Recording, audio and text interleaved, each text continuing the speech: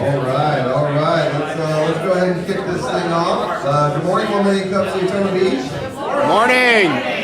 Come on, it's the last one of the year. I know I asked a lot of you, but please, let's have some fun. Big stuff. Good morning, 1 million cups Daytona Beach. How's everybody doing? Good morning. There we go. Welcome to the last 1 million cups of 2018. I know, I'm sad. It's okay, Tom. We'll be back.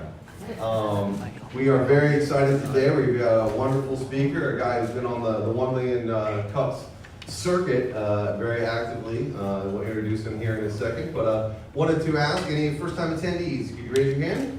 Welcome. Good morning, guys. Thank you so much for joining us. We appreciate it. For those of you who are new, 1 Million Cups is an entrepreneurial networking campaign. It's been going on for about 5 years. It's out of Kansas City, in about 185 cities across the U.S. Every Wednesday morning, 9 a.m. Entrepreneurs like you are getting together over coffee to hear stories of entrepreneurs like David and others who have got ideas, companies that they're looking to grow. What they're looking for is your opinion and some questions about how they can grow their businesses, what they can do better from your perspective, as well as they're looking to kind of share who they are and what they've got. So feel free, besides Daytona Beach, we've got about 8 other groups here in the state of Florida. So if you're the type of professional who travels a little bit, Wednesdays in another town, look them up. Without further ado, though, we're going to go ahead and get started with our presenter today. So David Ponraj is with Startup Space, and if my phone would open. David founded Startup Space out of his frustration with trying to find resources specifically for local startups. And in the last 4 months, he has developed a platform that allows business owners, entrepreneurs, innovators, and startups to come together locally, but online. So he'll tell you more about what he's got going. He's got a great story, and we're very excited to have him. So without further ado, round of applause for David.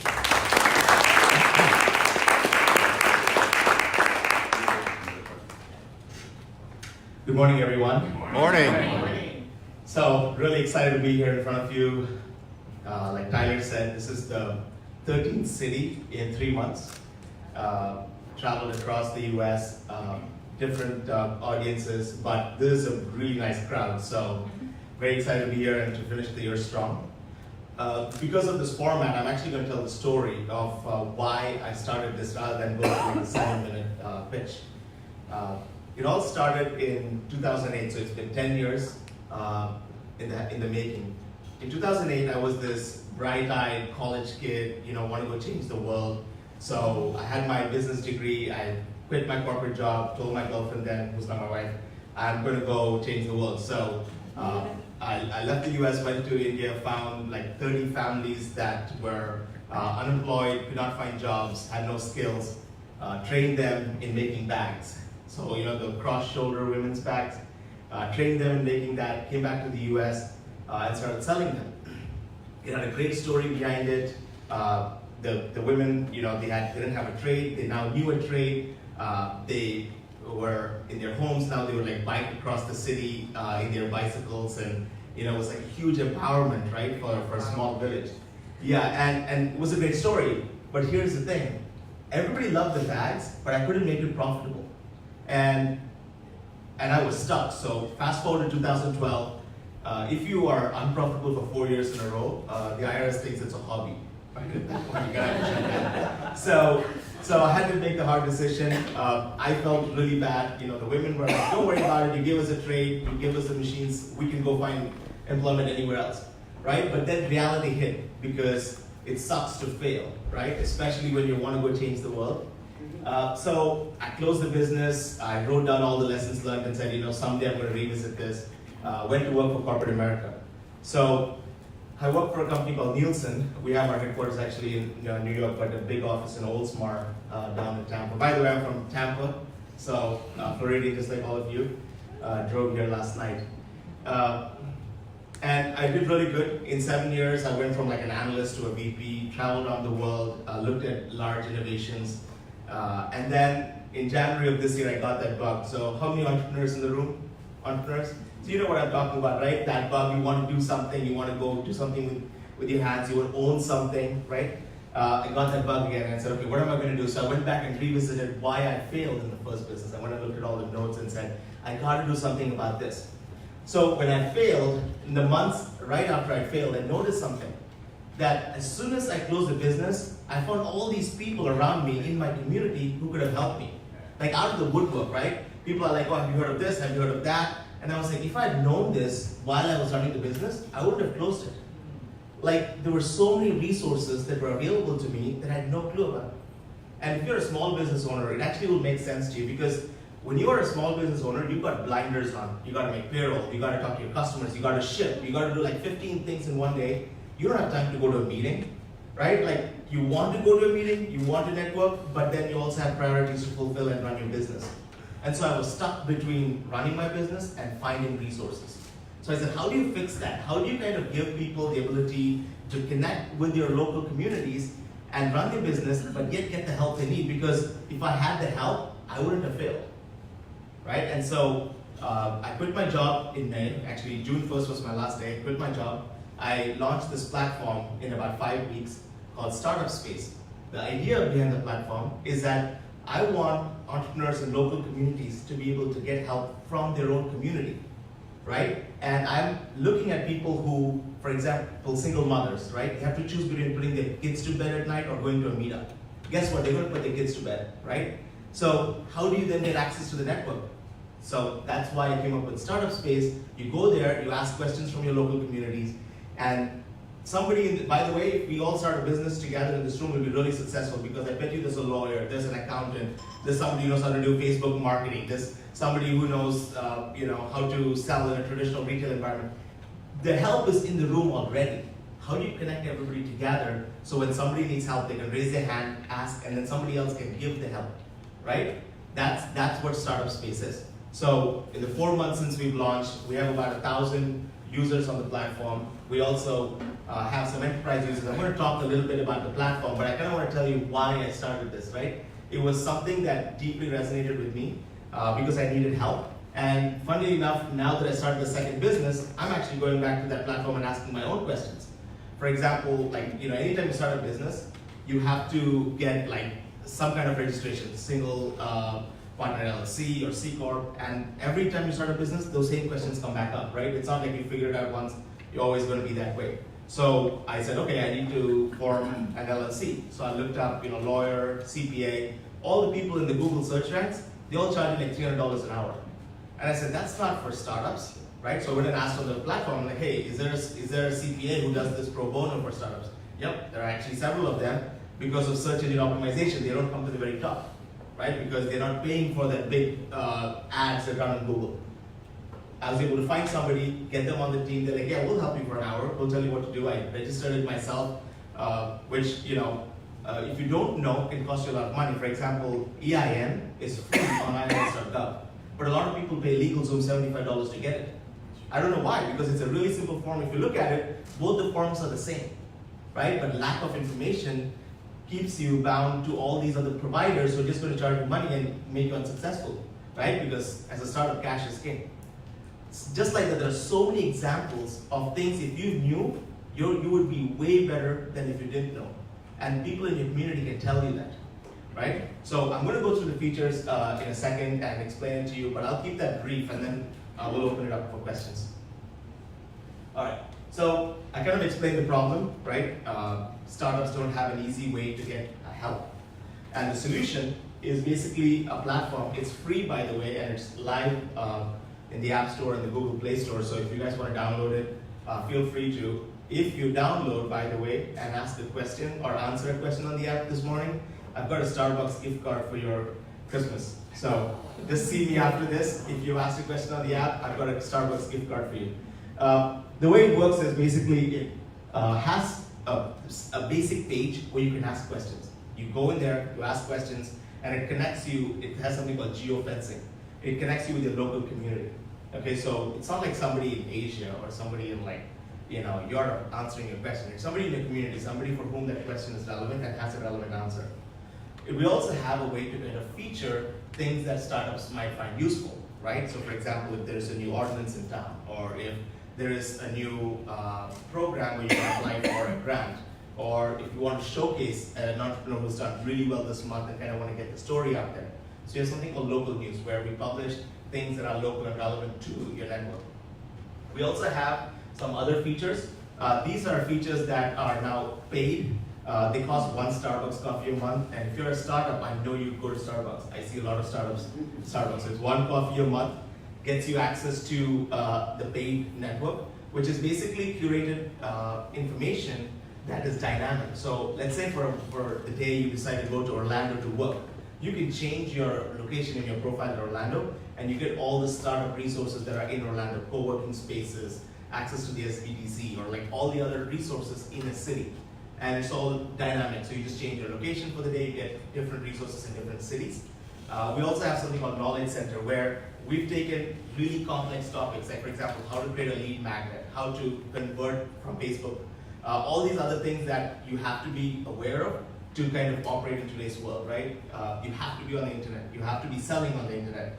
Those concepts we kind of break down for you and show you how to generate leads on the internet, how to close those leads, all in like videos and like series of articles. We have checklists. We're really not thinking about content, we're thinking about action. How do we give startups a very simple way to learn quickly and go do it themselves? And then we have a bunch of other features that I will talk to you about a little later, because the question is going to come, so how do you monetize this? And so the rest of the features are actually a way to monetize the platform itself. Okay, so the app is live in the App Store and the Google Play Store. You can download it, you can ask questions, you don't have to pay for the subscription. If you want to check out the subscription, it's actually free for 7 days. So you can get the subscription and cancel it once you've tried it out. And what does our competition look like? So when you're on a platform, what are you missing out on, right? You're missing out on Facebook, Quora, Meetups. What I've found is that these platforms don't give you what you need as a startup. I've tried it myself, right? If you go and join like a Facebook group, you see 30,000 people and it's like, we'll help you with digital marketing, right? Just ask any question you want. If you click on the admins, most of these admins are actually like really savvy digital marketers. So you join the group and you get like a private message after that saying, hey, do you want the list of all the users on the platform? It's simply a way to monetize their platform. Like that's what they do. Like I actually joined a group that was like 30,000 people, I was super excited. I get this note from this guy living in Buenos Aires. He's like, yeah, I created this 5 years back, everybody joins it, and I get a way to kind of, market myself to them, right? It's more of a marketing ploy than actually trying to help you. If you look at meetups, you have to physically be there, right? And when you leave the room, what happens to those connections, right? You're not like going to like text message them and ask them for help, right? So all the platforms that exist today are not for startups. They are meant for something else. In the absence of good platforms, startups have kind of started using them, and we wanted to fix it, right? So when we talk about startups, we say it's a mixture of LinkedIn and Facebook. So it gives you the aspect of social connection, but also connects you to your business network and allows you to ask questions. And the best part of it is you're not like bothering someone, right? Like most entrepreneurs, 1 a.m., you're working 1 a.m., 2 a.m., you're stuck. Now, if you have to go reach out to your professor or your mentor or consultant, you're gonna have to wait till their schedule opens up. Here, you just post it on the platform. I bet you another entrepreneur is still also working at 1 a.m. and they'll just be like, hey, look at this source, or this is how I did it, right? And then it fixes your problem and you continue to work. And that's why we differentiate ourselves from all these other traditional platforms, because they're really there as a way to market to you. All right, so why did I do this from a business sense? If you think about it, 3 million businesses get started every year in the US, and every one of them pays for services, right? There's a clear business case here, right? If I charge them $10 a month, $5 a month, there's easily a market to do something like this. So I won't bore you with the numbers, but there is a why financially as well, and it kind of makes sense. What's our business model? So we're going after tier 2, tier 3 cities. Like I said, every week I'm in a different city. I was in Tallahassee 2 weeks back. I was in Kansas City last week. Really going and talking to entrepreneurs and telling them about why I started this and getting them excited about joining their local community.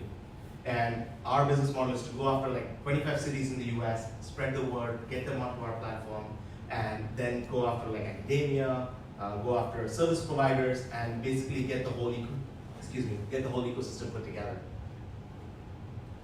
Our team, so I've got, and this was a big lesson I learned in the first time I started my business. I hired my first employee in my 4th year.